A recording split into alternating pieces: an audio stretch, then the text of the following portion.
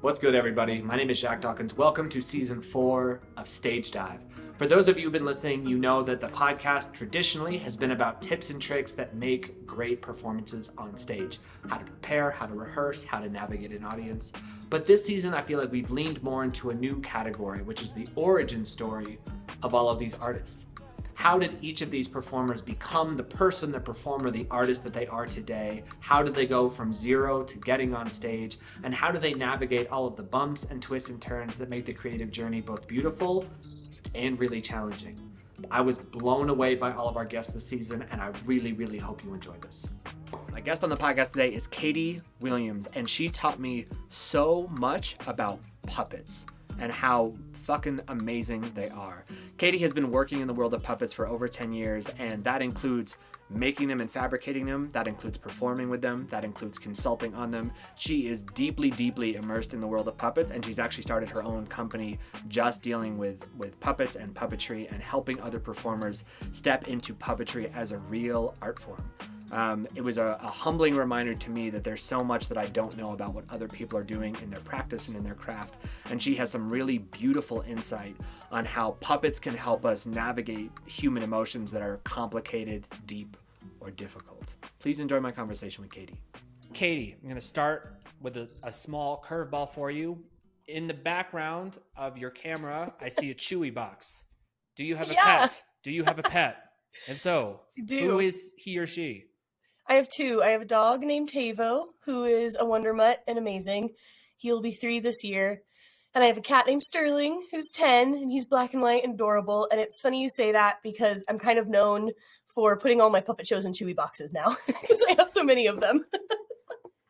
It's not free cardboard, but it feels like free cardboard because boy, do those boxes like stack up cardboard. quickly. Oh my God. Did you say Tavo is the name of that Tavo. pup? He's named after my D&D familiar. Nice. Yeah. Okay, cool. We're going to have to go into some D&D at some point. Yeah. That's fascinating. And just guessing, 3 years ago from 2023 sounds like 2020 COVID pup. Yeah, he was kind of a COVID pup. I actually got him in March of 21. Okay. So he was born in 2020, but I got him because I actually really didn't want to get a dog in the middle of COVID because I just didn't feel I could give him what he needed. Yeah. So I got him a little bit more at the tail end, and it was, I kind of got him on my birthday, and I've been wanting a dog my whole life. My family had dogs. And so I finally was at a point where I felt like I could handle having my own, and I'd had my cat for a long time. And yeah, he was perfect. He just kind of like wandered into my life at the exact right moment, and I could not have asked for a better dog. Oh, amazing. Yeah. That's so good. And you're in Colorado, right? Yep, I'm in Colorado Springs right now, but I spent the last 10 years in Denver. Okay, cool. Yeah. And where are you from? I'm from Manitou Springs, which is right next to Colorado Springs, which is a mini Boulder. Yeah. So you can relate a little bit. But yeah, that's where I grew up. Got it. So you are like one of the extraordinary rare from Colorado people. Yes. Unicorn. 100%. Yes. 100%. How do you feel like, I feel like the state is probably too broad, but because you were just in Denver 10 years, like how do you feel like Denver has changed in the last 10 years? Yeah. Oh, so much. I mean, I think it's the same answer that a lot of people give of there's just so many more people. Yeah. And with that as good and bad things. And, I mean, when we became legal, I mean, that was huge, right? Everybody came here for that. And I met so many people who moved just for that, there's lots of different reasons people do that. My mom's neighbor, their kid has seizures. And so they moved here for his seizure treatment. Oh, wow. And then I know other people who were just like, I'm just going to live in Colorado for the rest of my life and be high the whole time. It's like, well, okay. Yeah. So, there was a lot of that, but I would say there was just more. And I mostly was in the Denver theater scene. So kind of speaking from there too. And it's great, right? Because with more people becomes more opportunity and people from other places have exciting, awesome ideas. But at the same time, are we still honoring the talent that's already local and supporting those people and all of that? And I mean, that's also huge in Colorado Springs as well. So it's definitely been shifting. And, theater as a landscape has been shifting as well, especially after COVID too. So I think within that, Denver felt those shifts on top of just growing and becoming this ginormous city now. So yeah, it's definitely been changing. Yeah, for sure.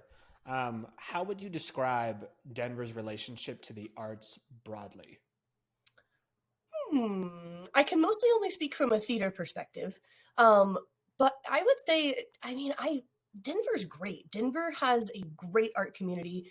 It was one of the reasons I didn't want to move back to Colorado Springs, is because just how much opportunity there is in Denver. And purely looking at a numbers perspective, I mean, the amount of theater companies compared to Colorado Springs.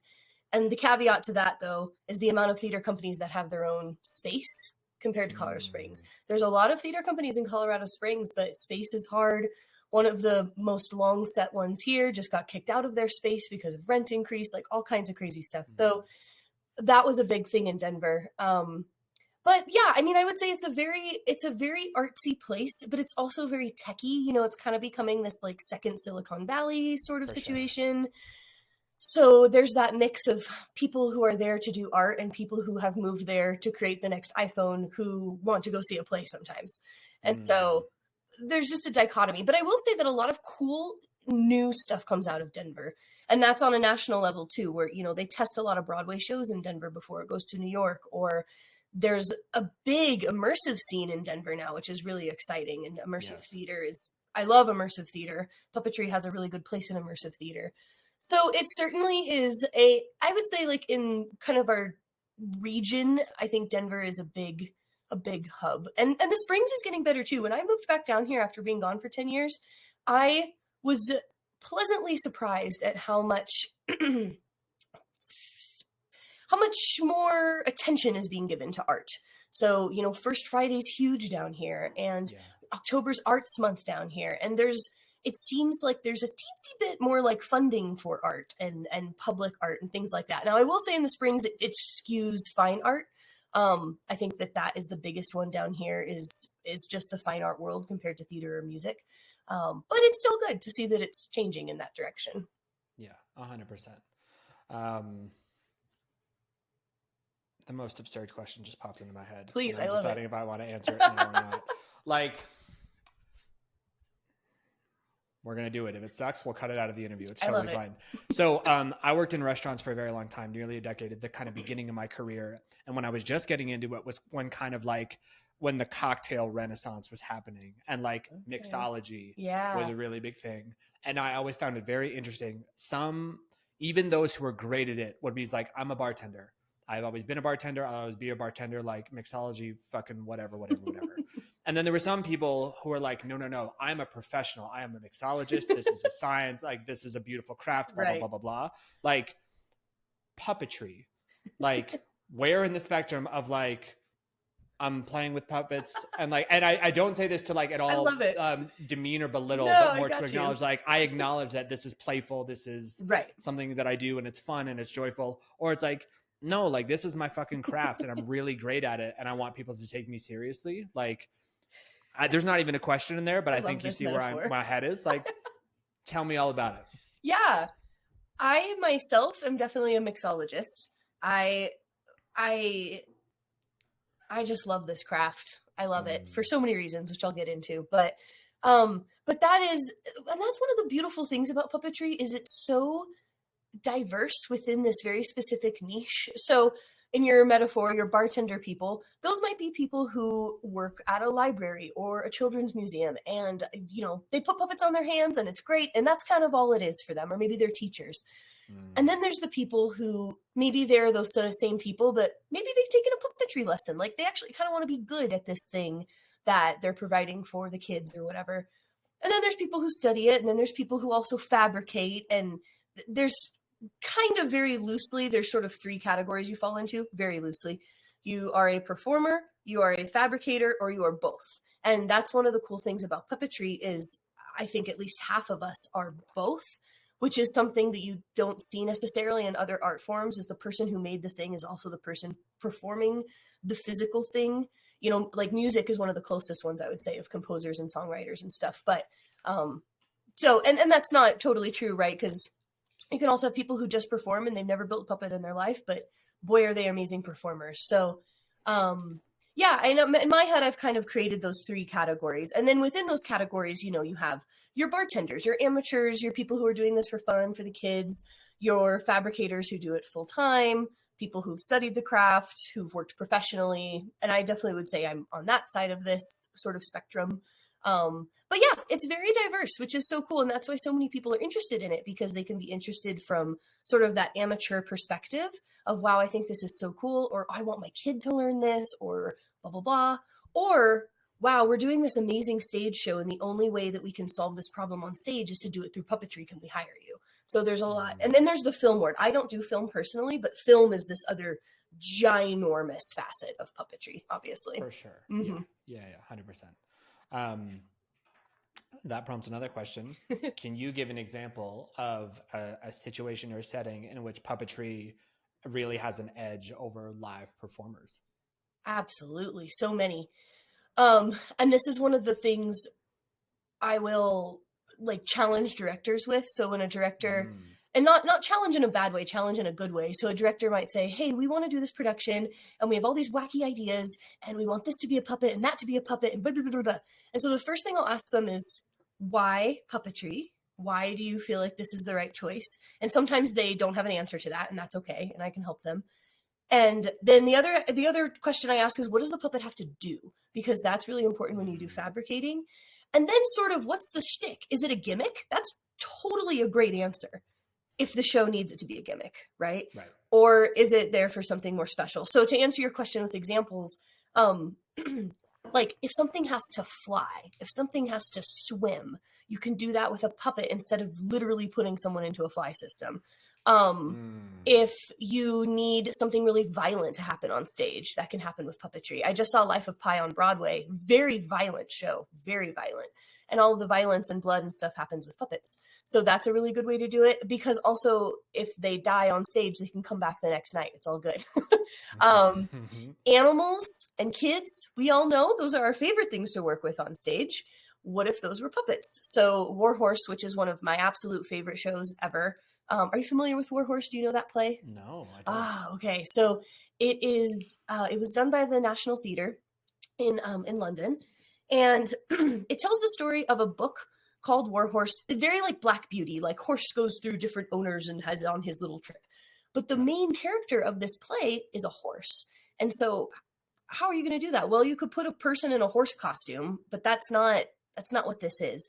So they worked with a company called Handspring Puppet Company, which is very well known in our world. They're from South Africa, and they built this beautiful life-size, fully articulated horse puppet. His name is Joey, to the point where the actor could actually hop on Joey's back and ride him around and get reared off at like everything a horse can do. And what's so beautiful about that is you're not working with a live animal, which is a little unpredictable on stage. You're not having to clean up after a live animal, which is something that that I've done with some of my other puppets.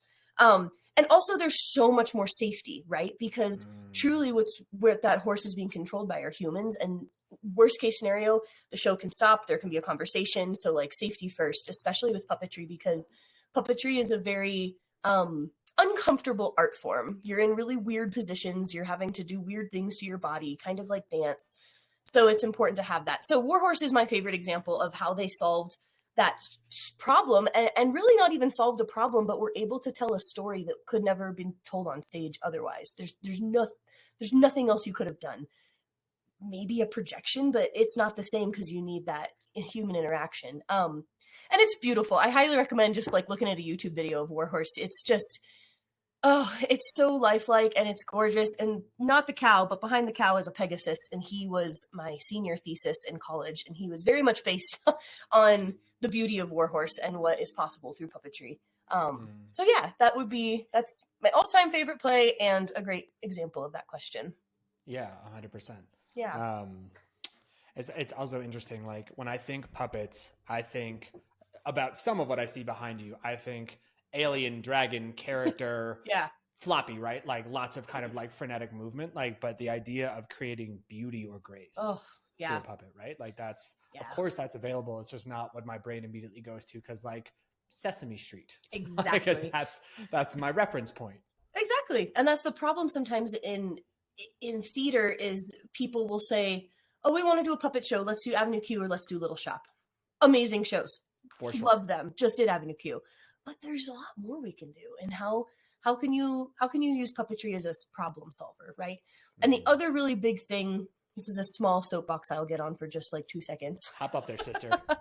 Is in theater, something that we're getting a lot better at, but it still needs some work, is the idea that a puppeteer or a puppet fabricator, puppet designer is not the same as a props designer, is not the same as a costume designer, and is not the same as a set designer.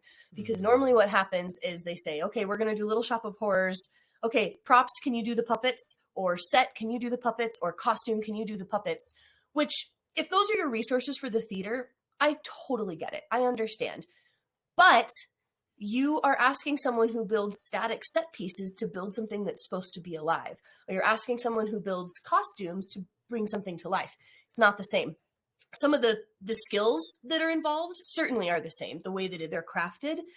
But to bring something to life is a skill that it is its own thing. So one of the things I do for theaters is I am a puppetry consultant. So I might not be the person who builds the puppets if they wanted to rent them, or their costume designer really wanted to make them. That's great. But I'm the person who comes in and says, great, now you have this puppet. Now we need to bring it to life. What are the steps you were going to do? We're going to have our breath, our focus, our weight, blah, blah, blah.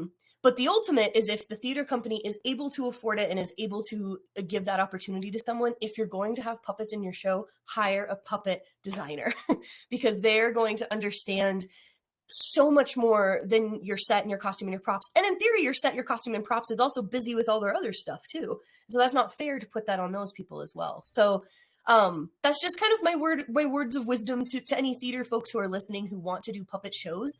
Reach out to see who you have in your community. There's puppetry guilds all over the country. You can look them up on puppeteers.org. We have a national organization. Like, we can help you find puppet people, but it's going to make your show so much stronger if you have somebody involved. The amount of times I've seen Avenue Q where I can tell there was not one puppeteer involved in the show is a lot different than some of the other productions. So that's something really important to me and something I've been fighting for and something that people are starting to really recognize. And I'm starting to get calls and gigs of, hey, you're a puppet person and we want this one puppet for a show. So it's been nice. And we're happy to teach that, right? So sometimes we'll go to schools or colleges or whatever, and they want to do a production. My friend is doing Bunnicula right now with the school in Denver. Awesome. And she's up there, teaching them how to build the puppet as well. And then the kids get to have the onus of that because it's theirs in the production and they'll puppeteer it and blah, blah, blah. But hire someone who knows what they're doing, some puppetry. Yes, 1,000%. That totally get it.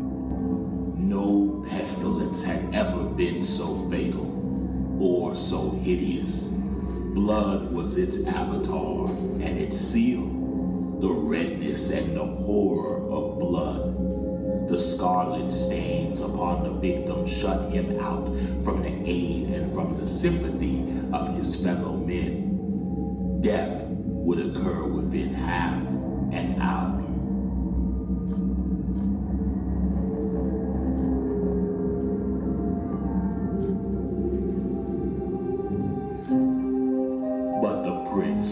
Prospero was happy and dauntless.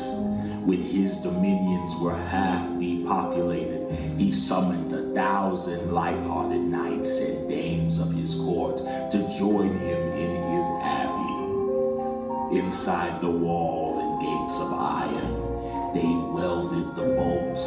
The external world could take care of itself. While the pestilence raged furiously abroad, Prince Prospero entertained 1,000 friends at a ball of the most unusual magnificence. There were ballet dancers, there were musicians, there was beauty, there was wine. All these and security were inside. Outside was the Red Death. Let's change gears a little bit. You clearly have had a passion for theater for a very, very long time. How did that start? When did that start? And then when did puppetry kind of like take the on-ramp and be like, oh, hey, I'm over here. I like right. Pretty interesting. Yeah, and please if I ramble, please feel free to stop me.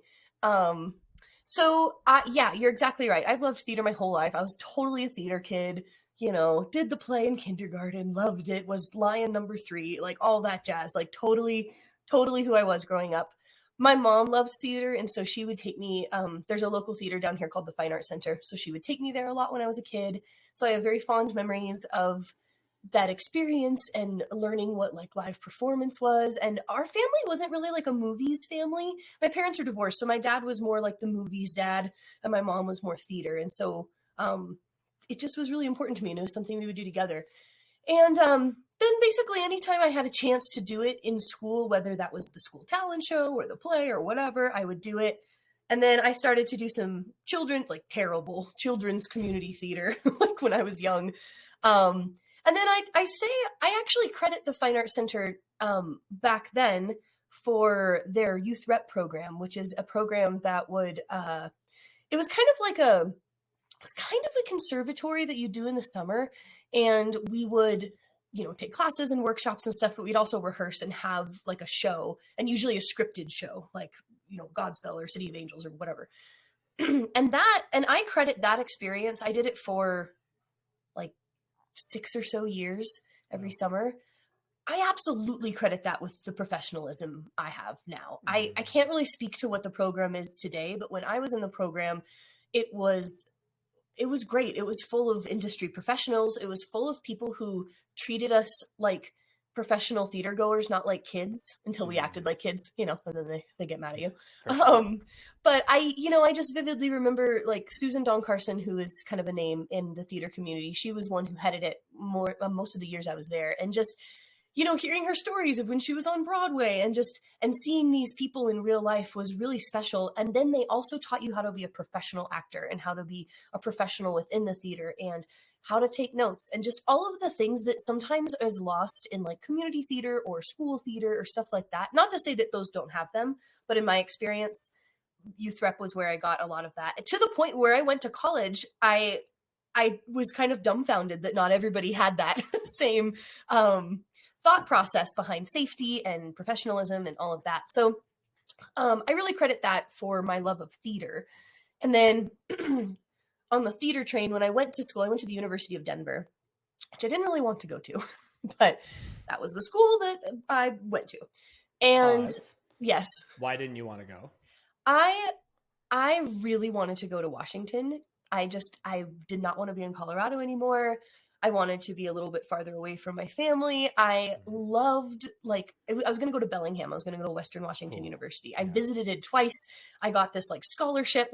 I loved it. And I wanted to be there so badly. And then basically the argument was made of, yeah, but DU's a better school. I was like, okay. So, because at the end of the day, they were about the same price because DU's private. And I did not care about going to a private university. I didn't care.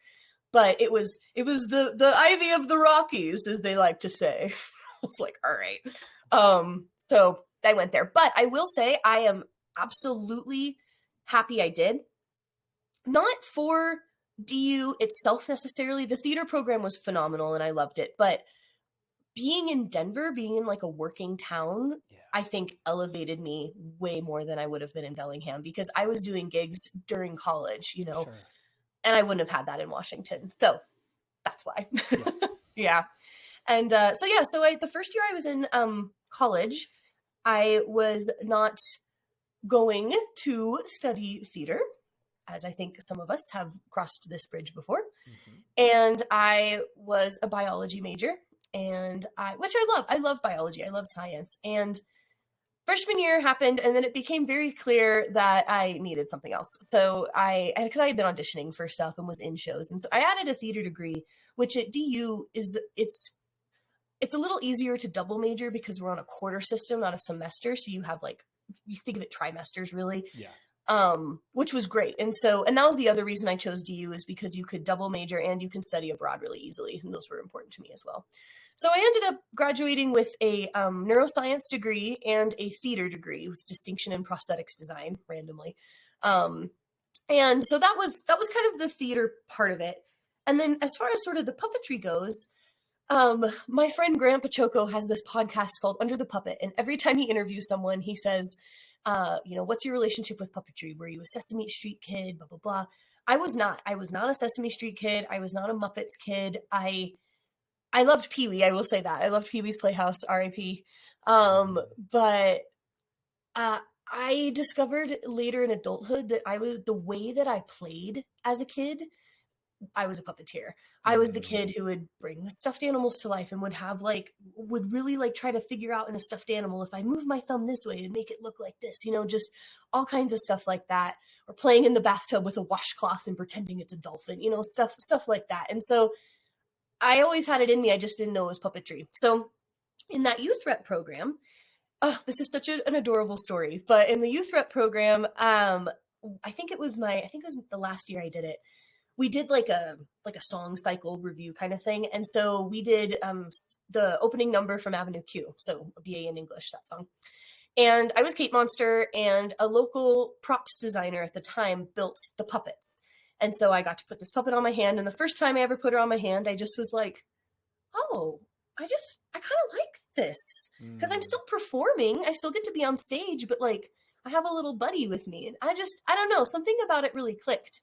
And I just loved it. I took it so seriously. I remember I'd put my little puppet, I put a little hairnet over her head every night, and I'd tuck her in and be like, okay, I'll see you tomorrow. I don't know why I totally gravitated towards it.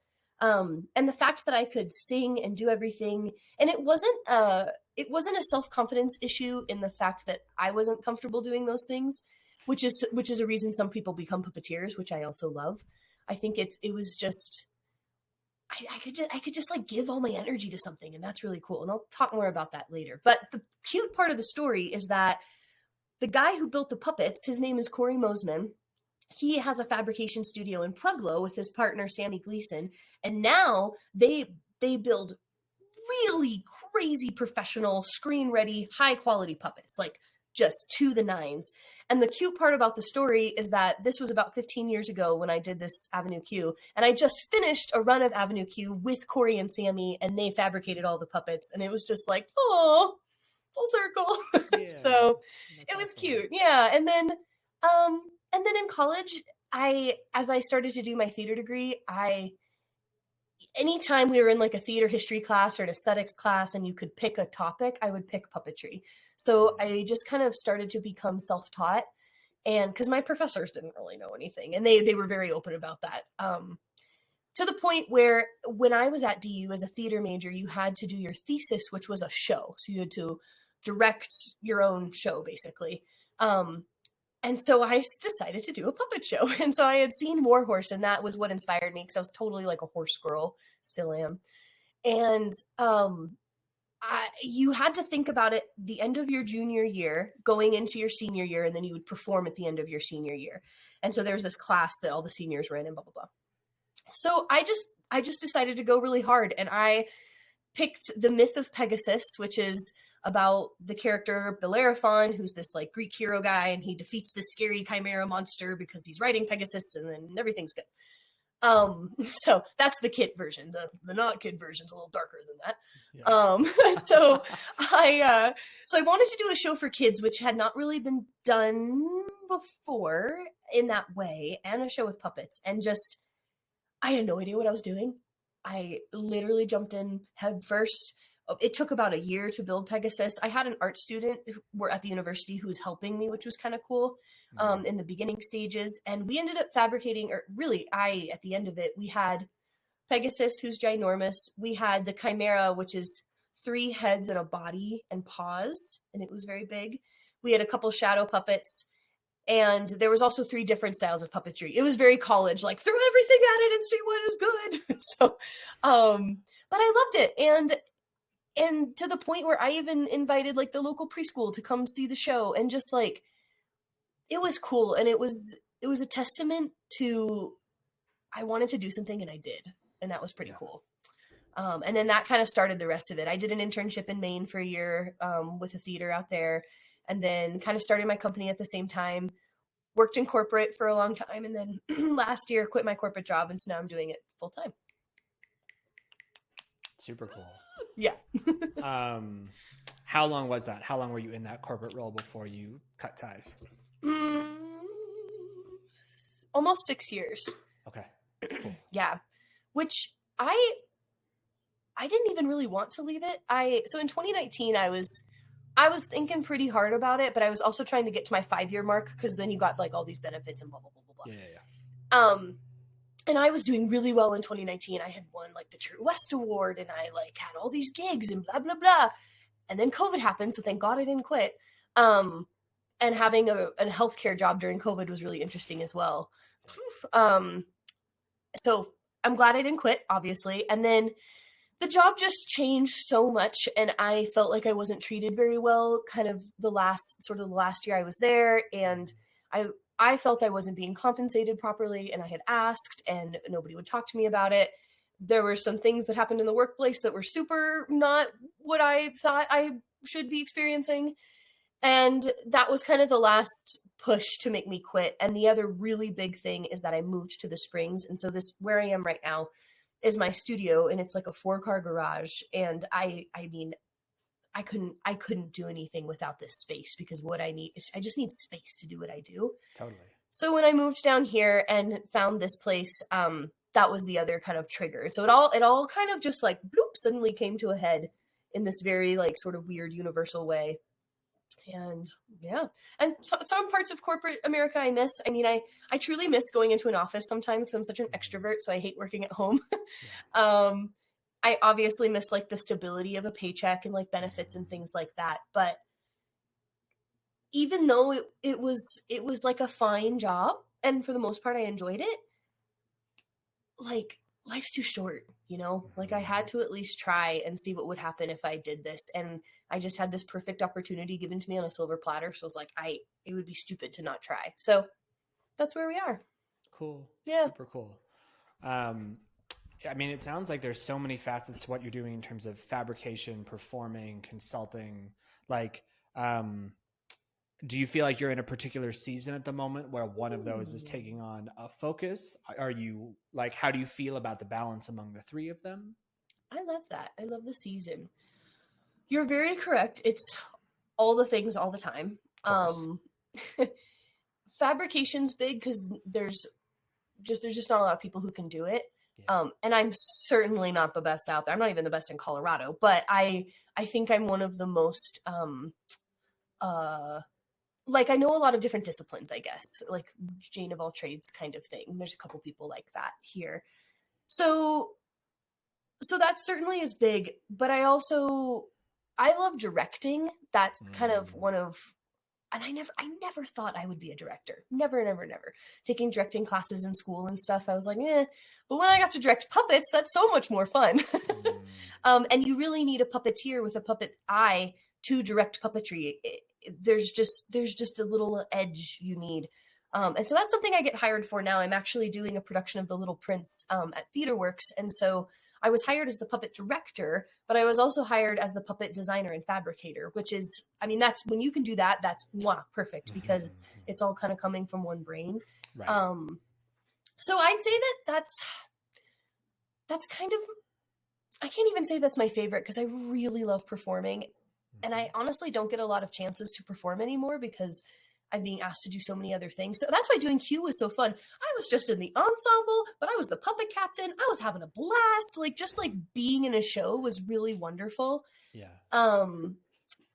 So I guess fabricating would be my least favorite, but only because it takes the most like brain power. And usually when I fabricate, like, I feel like every time I build a puppet, it's new. So I'm always constantly learning, which is good, right? But it's also like exhausting sometimes, to not just be like assembly lining something all the time. Yeah. And I also do a lot of producing as well. I produce a lot of original work with people, sometimes with theater companies. I also produce the Rocky Mountain Puppet Slam, which is a like night of short form curated puppet theater. Those are all over the country. I just do the one in the Rocky Mountains. And then I also produce a Puppet Palooza, which is like a children's puppetry festival, which that was born because people would come to the slam and say, I want to bring my kids. And I say, this is not really for them, right, but I'll make this other thing that is strictly for kids, and it's great. So cool. yeah. For my own brain, like how many people show up to the puppetry slam?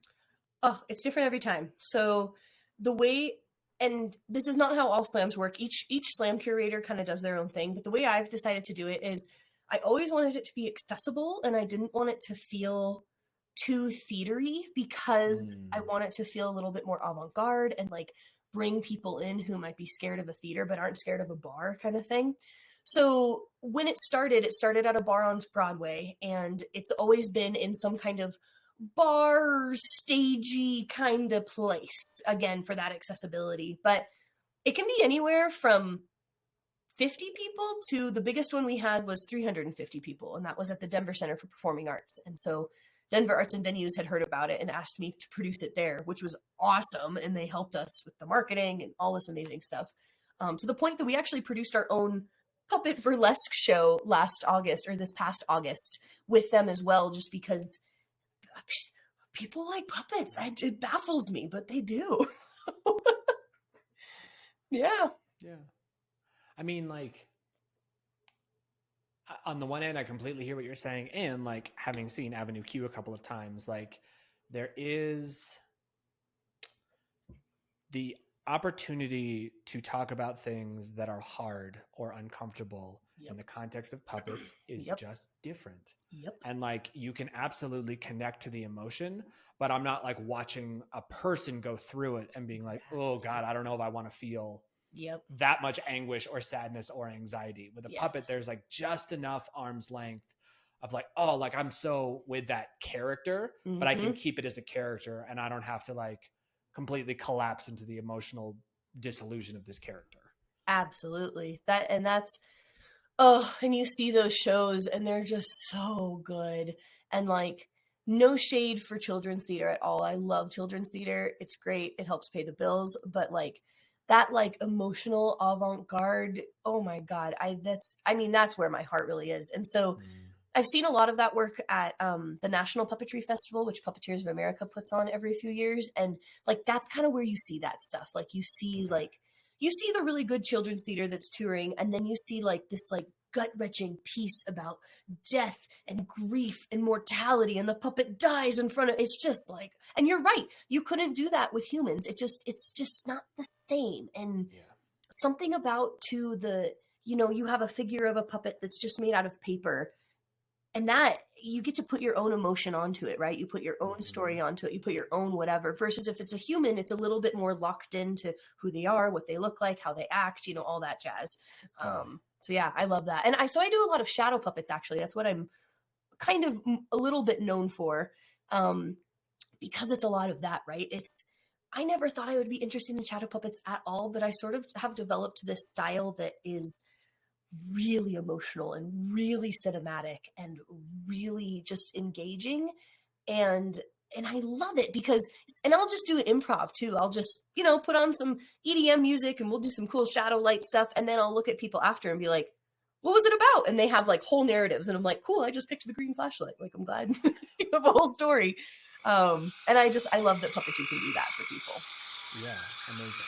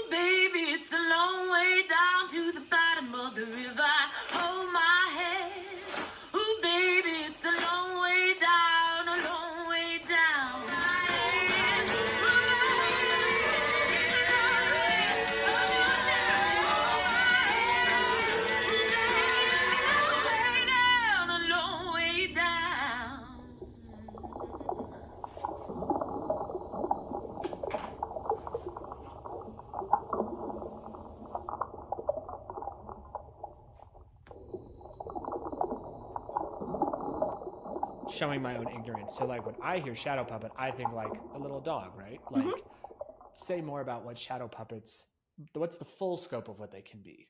Yeah. I mean, there's multiple styles of shadow puppetry. So the way that I kind of break it down for people is there's traditional shadow puppetry, which is what you're thinking of. So you have like a fixed light source, and then you have your puppet, and it like walks around in front of it. Right.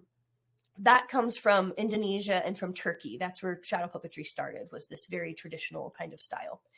Then you can change the tool, right? And so you might have seen like Palooza, where they do like silhouette work. So their bodies kind of are the puppets, things like that. Then you can do stuff with overhead projectors, which is huge. I've got 3 of them like chilling right there.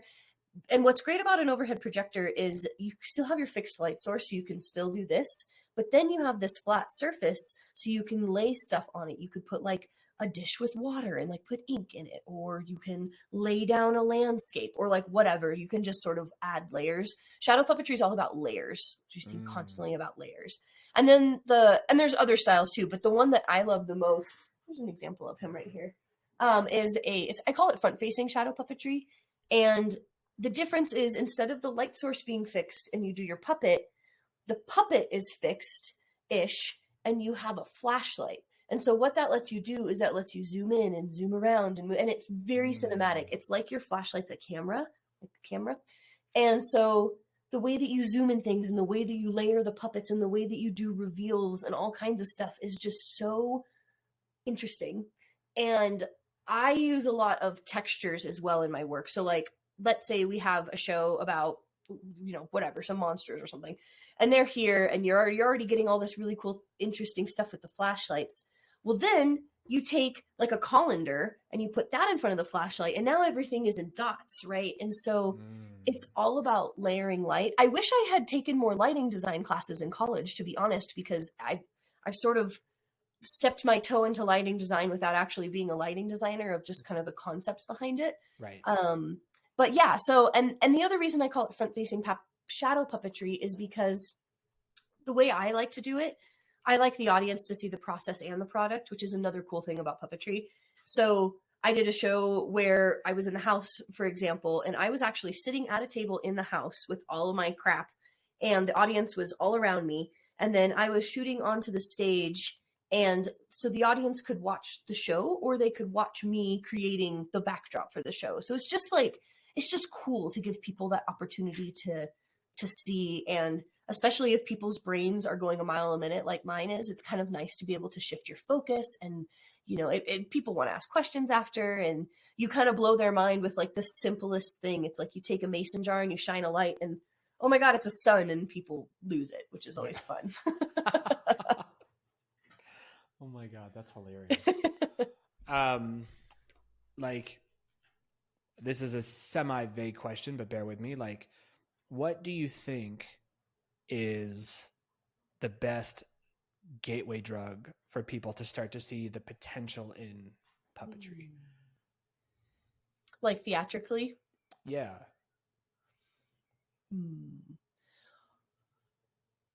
Honestly, Warhorse. I'm going to go back to that example because it's such a good example of all of those things.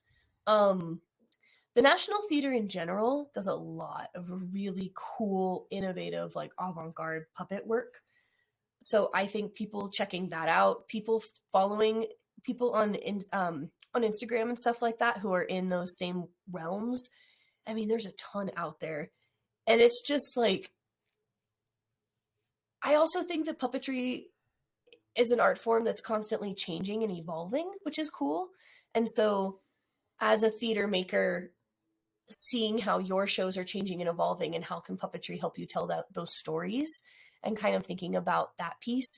And truly, like, film and TV is absolutely a gateway drug as well. Like the most recent Dark Crystal series was like, oh my God, that was some puppetry. It was so good. I don't even really like Dark Crystal, but it was great. And don't tell anyone. But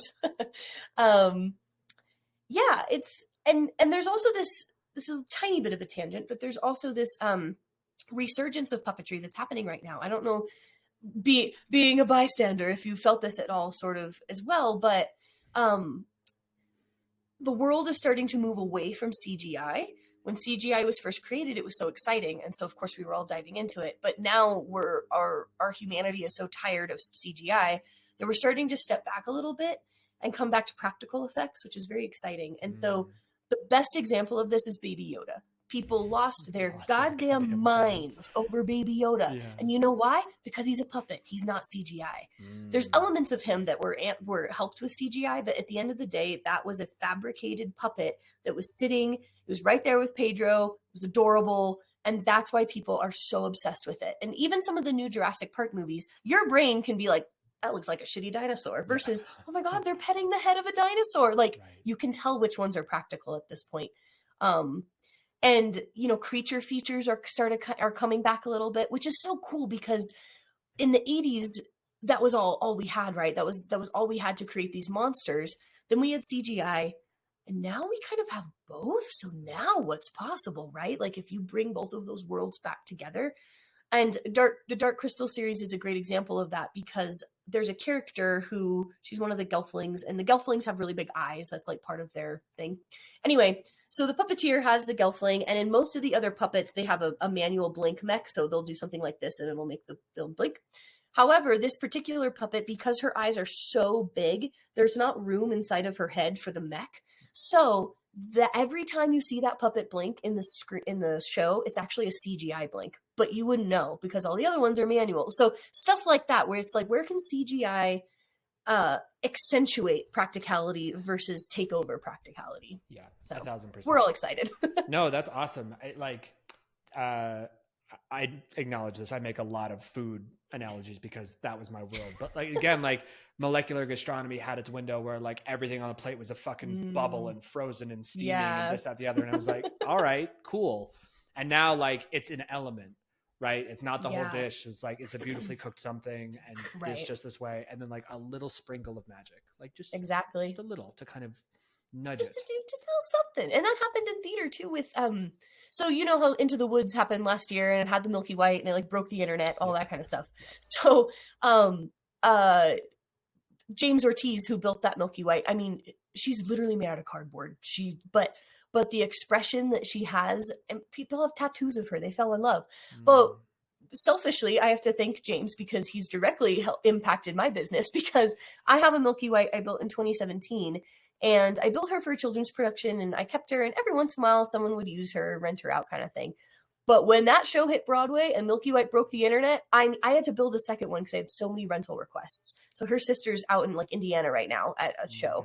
So that was cool too. And part of what I want to do with my work is have these sort of rental packages and being able to help other theater companies with like handmade work.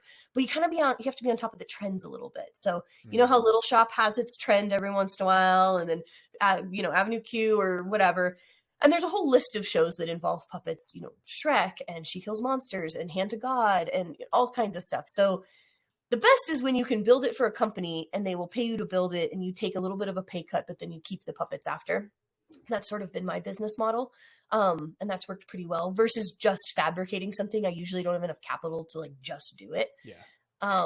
But that's been great. So it's interesting to see what happens on Broadway and how that kind of trickles down to regional theater as well. Yeah. I appreciate that there's a reason you would be sensitive to explaining your costs, but like the little green one behind you. Like, how many hours? How much does that cost? Like, what goes into making? I don't want to call it. That feels disrespectful. No, but I also don't know what his pronoun would be. So, like, I'm just gonna call it the green one. I love it. Yes. He doesn't mind. He's all good. Every single puppet is different, which sucks because people ask me this, and I'm like, depends on the puppet. Depends. So this guy, his name is Maury. Let me not take everything.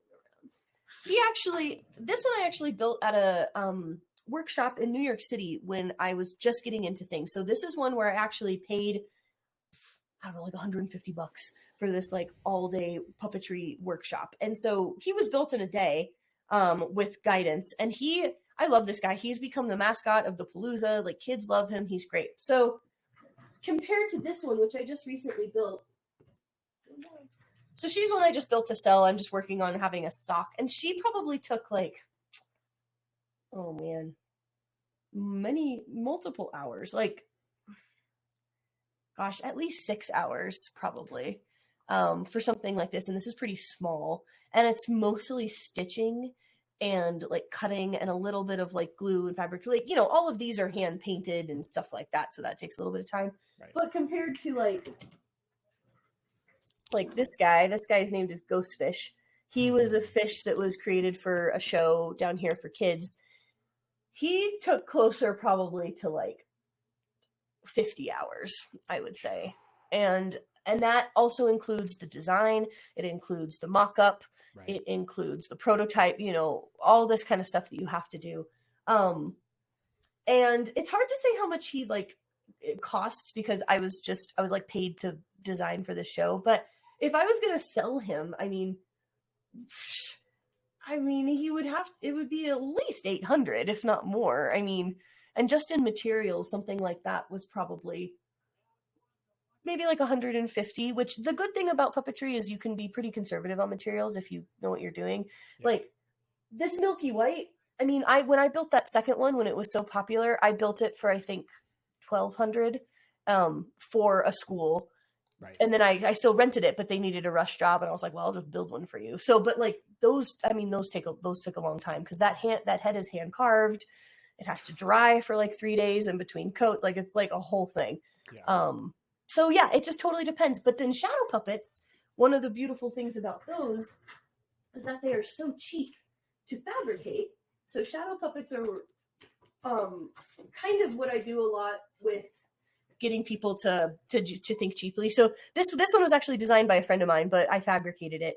And so the process with this is, somebody might have to draw it, or you have to draw it, or you have to have an image from your show, or like whatever. And then you have to fabricate it, which takes a little bit of time, but nothing like these ones. Right. But the hard part about these, well, that's not true. It's hard about all of them, but there is quite a learning curve to do this type of shadow puppetry. So I'm talking to a company right now who is wanting to hire me to both fabricate shadow puppets and teach the cast. And that's really, really, really important to me, that if I fabricate something, I also have the opportunity to teach the people how to puppeteer it correctly. Because you can have this bad boy on stage, but if it's dead, it's dead. Why even have it? Yeah, exactly. So that's big. And when theater companies give me that space to do, and especially when they also compensate for that, which is huge, that is just wonderful. And it's only going to make things better. It's only going to make your production better. And I would never want to just give someone something and say good luck. Even with this, when she shipped across the country, there's like a 7-minute, like highly detailed video of how every piece works. Directors, here's how you can block. Here's Jack can do this thing to help the cow eat the whatever. Like, it's very laid out. I don't want people to feel like they're just being thrown to the wolves with this kind of stuff. Yeah, so, totally. Yeah. One of the interesting things, and again, like, I'm relatively new to being in the world of art and performance, but I'm learning things slowly but surely. And I feel like there is always a tension, and that, like, when one person controls everything, it's consistent. There's no dropped in communication. Like, the ability to create something that has a seamlessness to it and a level of intention to it goes up. Mm-hmm. And at the same time, when you as a human being are trying to be everything for everyone all the time, like, that's usually a pretty good recipe for burnout. You're just like, I can't be responsible for everything everywhere all the time. And so, like, I feel like a couple of times I've heard you mention, like, it's really helpful when I get to own not the whole process, but a lot of the process to make sure that these are actually used appropriately. Like, how do you think about that? Right. Maybe it's not attention, but it feels like it could be attention in my brain. Yeah, no, I mean, I think you're right on it. And it's so funny because I love both sides of the coin. So one of my favorite things about theater as an art form is how collaborative it is. And you have to have, a set person, a costume person, a director, and you need all of the things in order to make it happen. Now, not for every show, obviously, but like traditional theater. Yeah. And I love that. I love getting to, like, the concept of, like, you're staying in your lane, but we're all on the same highway kind of thing of, like, I'm not going to tell the costumer what to do, but I'm going to do my puppets, and then she's going to build the costume here, and it's going to look good. Like, it's just this beautiful, wonderful collaborative space, which is sometimes hard, right? If you are designing things that are so in relation with other departments, which they always are, because that's how theater works. But I truly love it. And so sometimes it's hard to just take a minute and have to go back to, how is this going to serve the show? It's all about the show, right? It's not about you. It's not about any one individual person on the team. It's about what's going to be the best way to tell the story. And so there's been times even in the show right now where I've kind of had to go back to the drawing board and been like, let me rethink about this, like what's going on. And on the other side of the coin, it's also really nice to be able to, because I have this terrible habit of procrastinating, which a lot of artists do. And so when I will do a show that is like my show, we could be in rehearsal and everything is so inside of my head that I know it is going to work if we do it this way, even though we don't have the real puppet at that exact moment. And it's hopefully getting the trust and the buy-in from the puppeteers to believe me on that. So then when it's inevitably delivered during tech, because I'm so late on everything, that it's going to work, right? So like that part of being able to be the whole part of the process is really nice.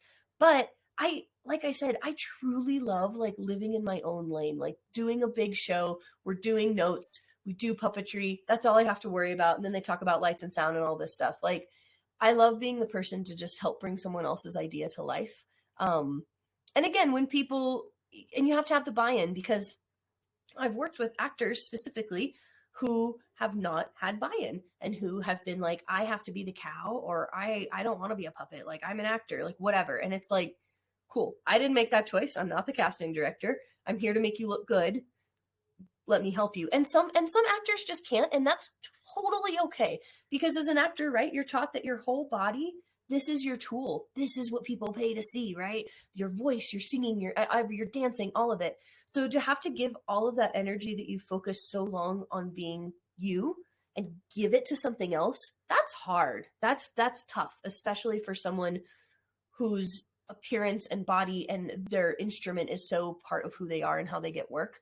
So it's certainly not for everyone, and that's totally okay. But then you find the people who they put a puppet on their hand and you're like, oh my God, you're a natural. Like, I would have had there was a guy like that in Avenue Q. He had never put a puppet on his hand. And like, by God, this guy was phenomenal. Like, some people just get it more than others. And so that's my job, right? Is to help even the people who are not getting it to get there and to make the show big and beautiful and wonderful. And so I love that. And then, as a puppetry director, as a puppet captain, when there's another director also in the room, which is what Avenue Q was. So there was a director, but I was the puppet captain. So my job was to help anytime it was a puppet related thing of, hey, your focus is off. Hey, you brought whatever. And that was a nice lane, because it's like, I'm not going to give acting notes. That's not my job. I'm going to give puppetry notes. That's my job. And that's kind of what this next production is too. Like, we have a director, but I'm only focused on the puppetry. Like, the rest of it is this gorgeous, wonderful thing we're creating together. So I love both sides of that coin, to be honest. Yeah. Yeah. No, totally. If it were a year from now, so it's October 2024, what would you hope to have transpired over the course of the next year for it to be like a total fuck yeah? 1 year. I have so many goals and ideas for myself. Yeah. So many, which is overwhelming. But in just a year, I want to still be doing what I'm doing. I want to be more structured and organized, because that's a huge thing that I lost with quitting my job, was having like any structure in my life. And that's really tough for me. And I think a lot of artists, to not have structure, even though we don't want it. So finding a way to, and I've been working on it. It's a slow process, but we're getting there. So inviting more of that into my life, kind of creating facets of my business, which I do have, but for example, like working on more rental packages, or I want to, like, one of my winter projects is just to fabricate a bunch of puppets to sell locally, just to put in stores, just to like try to have more passive income is one of the big things I'm looking for. So can I spend a whole month building all this crap in the dead of February and then sell it in the summer at markets or like whatever? But another really big part of what I want to do with my career, and it's starting to happen, which is very exciting, is I want Colorado to be my home base, but I don't want to only work in Colorado. So I want to have gigs in other states and maybe countries. And I've done, I worked like in New Mexico last summer and it was super fun. And just being a little bit more nationally recognized so I can say, okay, I'm going to go be in this city for a month and a half working on the show, getting it on its feet, and then I'm going to go home. And then I'm going to do it again, and I'm going to go home. So like I think having some of that will be great. And so I actually was just asked to come perform in Atlanta on October 14th at the Puppet Slam down there. And it was amazing. It's like all expenses paid, all my puppet friends, like just, I'm so honored to be invited. And so stuff like that is starting to happen. And at this the last national festival, I serve on the board of Puppeteers of America as well. So we were there and, schmoozing and helping people and solving problems and all of this. So like people kind of started to know who I was, and which is great, right? Because I want them to. And I performed. And so they're connecting the name with my art and like all this. And so as much as it kind of sucks, networking is such a big part of the game. And I love networking. I have no problem with that. But the reason it sucks is I know not everybody loves it. And it's hard for people who don't enjoy talking to other people or have social anxiety and things like that. But, it also just exposes you to new people and people get to see your work. And that's kind of, if you want to be an artist, like that's kind of one of the things you have to do. And yeah, so I don't teach workshops on networking. I very informally teach things on networking of just ways to talk to people and to let people know what you do without being like pushy and that's hard. That's such a hard line to walk of not, and also like one of the other things, this is kind of a little bit of a tangent, but one of the other things I think is important for people to know, especially because puppetry is this like weird random niche thing in the middle of Colorado, like what? And what I tell people is that like, if you want to do something, you can be the first person to do it. You can do it. Like, you just have to be brave enough to be proud of what you do and to know that there's value in what you do and to show people and to invite people and to talk and to walk around and hang posters at all the breweries yourself. Like, if you're willing to kind of put in that work, you can absolutely trailblaze and make your own career, which is exactly what I've done. I mean, it's not like you like become a puppeteer. You don't like apply to be a puppet. I mean, like some places you do, like, but right. So, and I very much just credit like my sort of, this sounds kind of silly, but like, I don't know, just my like pioneering spirit or whatever, entrepreneurial spirit of just like, I wanted to do a thing. I tried to do the thing and I did the thing. And I know that that is not something that's accessible for everyone. So the takeaway from that is, if the thing that you want to do doesn't exist, create it yourself. That's kind of the takeaway. Yeah, 1,000%. I love that. Katy, this has been wonderful. Where can people find you, find out more about you, all the stuff? All the stuff. Yes. If you, the best place to follow me is on Instagram, which is Katy, Katy .Williams.design. And my Facebook is tied to that. It's very active there as well. It's all the same, Katy Williams Design. My website, I'm going to launch a new website soon. I've been saying that for months, but it's going to happen. So sure is. I'll have a new website. Katy Williams Design. It's all the same. My email's on there if people want to reach out, but yeah, slide into my DMs, all that jazz. I love it. And yeah, and I am happy to help wherever I can. Like if someone is looking for somebody to fabricate something for a theater, let me know. If you're looking for a workshop, let me know. If you're looking to maybe find someone like local in your area and you're having some trouble, I could point you in the right direction. If you want like anything puppet related, let me know. And if I can't do it, I probably know someone who can, kind of thing, which I'm happy to help elevate that. So yeah. Amazing. Katy, thanks so much for taking the time to spend with us this morning. I appreciate you. And I can't wait to go see more puppet shows. Yay. Yeah. Come see it. New perspective on what it's going to be. It's going to be yeah. great. Come see The Little Prince. It'll be fun. Awesome. Thank you again. Thank you. So one of the questions we get asked all the time is how can we be more supportive of artists? And sometimes that's actually consuming their art, whether it's buying tickets, streaming their music, watching their videos, etc. But frankly, buying their merch is one of the best ways you can. our team has finally put together a small package of merch that we're really proud of. It's fun, it's bright, it's colorful. It really espouses so many of the messages that you hear on this podcast about self-love, self-appreciation, and being willing and courageous enough to put your art out into the world. So if you need a gift for yourself or for someone else, please go ahead and take a look. It's jackdawkinsmerch.shopify.com. Thank you so much for listening today. It is genuinely my pleasure, my joy to share these conversations with you. If you are able, if you're willing, please leave a review, hopefully a good one, on whatever platform it is that you're enjoying these conversations. It really helps us with visibility and having these stories be told to a wider and wider audience. There are many, many ways you can connect with us. The best one, just reach out to stagedivepodcast@gmail.com. You can recommend a guest, you can give us feedback, you can send us memes, whatever would make you happy. Thank you again for being here. My name is Jack Dawkins, and we'll see you again soon.